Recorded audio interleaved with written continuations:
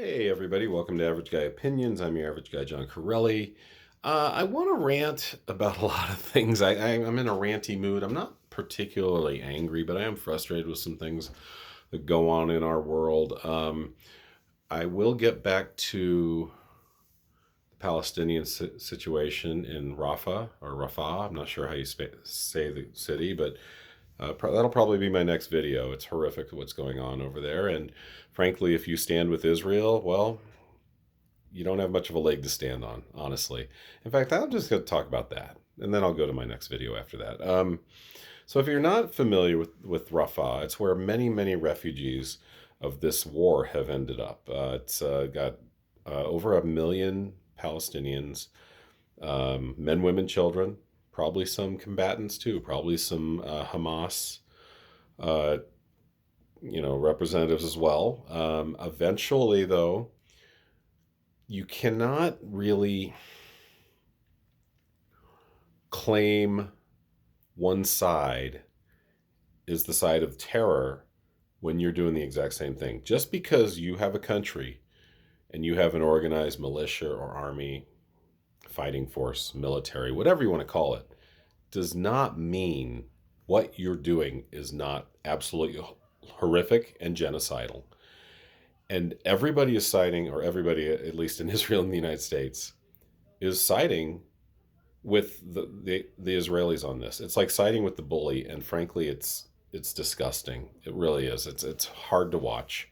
I don't have a ton of knowledge in the area. I did do a four-parter about the Middle East, and I talked about, and it led up to the Palestinian and Israeli conflicts, but these are very recent events. And the reason I thought about this is I got an amazing kid who's really on top of things. I'm pretty good with political science and geopolitics. I'd say I'm better than the average person, but there's a lot of stuff I can't keep on top of because I'm a parent and I work a strenuous job and I'm trying to do other things creatively. So I'm often not on top of what's going on in the world. And this action that is going on in Rafah, I'm not sure how you say it, is absolutely horrific. The Israelis are bombing and doing a ground assault on this city that basically all of the Palestinians have had to run to.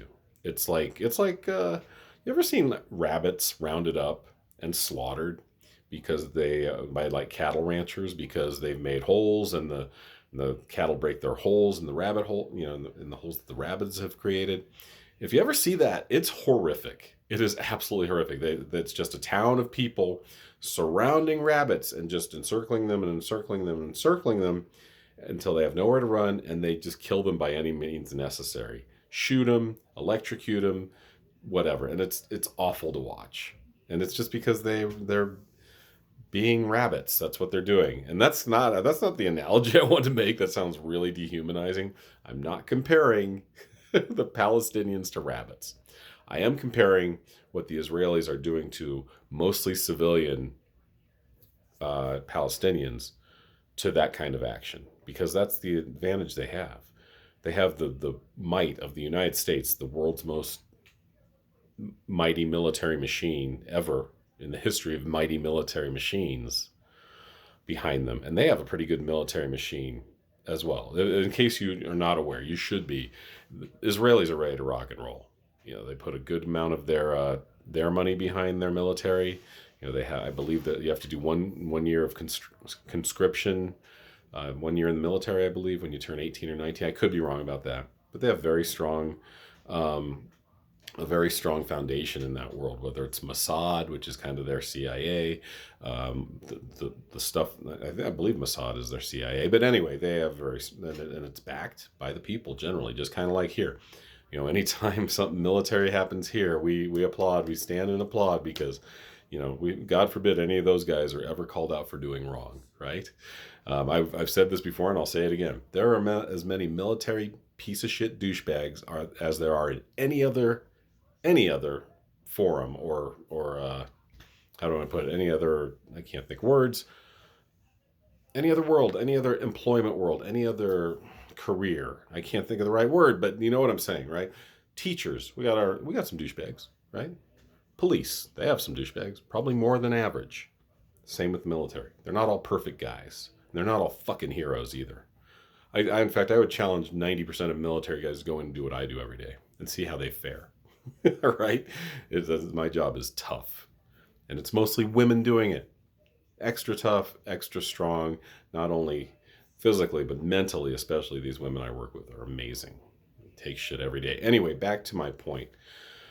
So, while we were all distracted with the Super Bowl, Rafah was being attacked. And my kid was on top of it. Logan told me, "You're not going to believe this, Dad." And I said, "Well, I might, because at this age, I believe almost anything." But yeah, Logan's like, they're refusing a ceasefire. The United States is refusing a ceasefire. The United States, I just read this. Um, the U.S. is supporting Israel, basically Netanyahu and anything he wants to do, and not supporting at the same time. I forgot the acronym for it, but it's basically funding to help the refugees. Who are we to say? Who are we to support one side and not the other in this? Especially when we see what is going on. This is a genocide, and I mentioned this back in my four-parter. It's the irony of the Jews, the Israelis, committing a genocide when there are still people left over that survived that genocide in Germany in the 1930s and 40s is nothing short of the ultimate irony and amazingly disgusting. And it's horrific. And the dehumanizing terms that come with it, and just the ability to look away is really a bummer. And we were doing the ultimate look away on Sunday while we watched the Super Bowl. This assault started. So far, I think it's 60,000 have been killed. It is a massive number. I could be wrong about that. Also, Israeli drones are taking out members of the press. A member of Al Jazeera, I believe, lost a leg, and his cameraman got hurt too.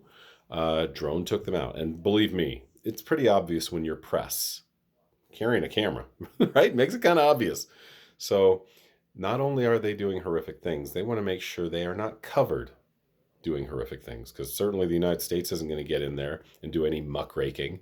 They're just going to wave their Jewish, Israeli, American flags and go, "Yeah, look at these people fighting terrorism." Well, it's not really completely true, not even close. Now, things are getting heated up in Lebanon. Lebanon has been traditionally, for the last 75 years since Israel became a state, sometimes okay with Israel being there, sometimes not so much, depending on who's in power. Right now, they have a pretty strongly militant Islamist in power.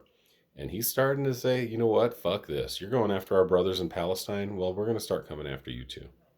And it could get ugly very quickly. I mean, it's always been theorized that this is where World War III would start. Well, yeah, it could, because of the Jordanians, who are often neutral, but they would, if they took a side, it would probably be Israel side, because generally Jordan is one of our allies. Well, Syria has historically not been. You could start a lot of mobilizing against each other, just like it happened in World War I and World War II, especially World War I. And all of a sudden, next thing you know, here we go. And so it's very disappointing to see people, and trust me, I don't defend Hamas for lobbing missiles into Israel willy-nilly. However, if you look at the numbers, and I swear I wouldn't be surprised if some secret number that's not that secret anymore, that the Israelis probably have amongst their military and their government, that, hey, for every one of ours that gets killed, we're killing 100. And I've seen that, literally have seen that happen. Where I remember, this is years ago, probably about 20 years ago, Hamas and maybe Hezbollah, which is more Lebanese than, they're basically the group, the militant Islamic group in Lebanon. But I think it may have been Hezbollah and not Hamas. I don't remember exactly, but I remember they killed like 14 people in Tel Aviv. They sent missiles in there, and then the Israelis killed 1,400 in return, and not all military. So I don't stand with Israel. Quote me on that.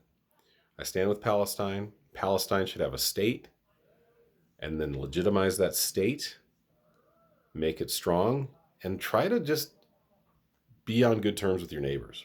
Okay, so there you go. Like I said, look up Rafah, Rafah. It's horrific what's going on there. Get your head out of the sand and see what's going on the other side of the planet, because it's horrific. And Biden, Trump, and even local localities like Logan was telling me, um, here, I don't know why it matters, but there are like city councils that are voting on this. Even they're like unanimously voting for Israel. Why? Do you not care about the Palestinians who vote for you? Maybe not. But it's or the Muslims even, because this is like 1984s. This is Orwellian, where Christians are fighting Muslims. It's basically the Crusades 1,000 years later, and it's scary. Anyway, not a fun one to talk about, but once in a while I like to open my eyes, and when I've opened my eyes, hopefully I've opened some other people's eyes through talking to them about these types of things that are going on in our world that are horrific. So I'll still end you with my same little missive where I say, hey, have a good morning, afternoon, evening, partying, studying, whatever you're doing. Try to enjoy life, be happy, but also know what's going on in your world. All right. Thanks a lot, guys. Bye.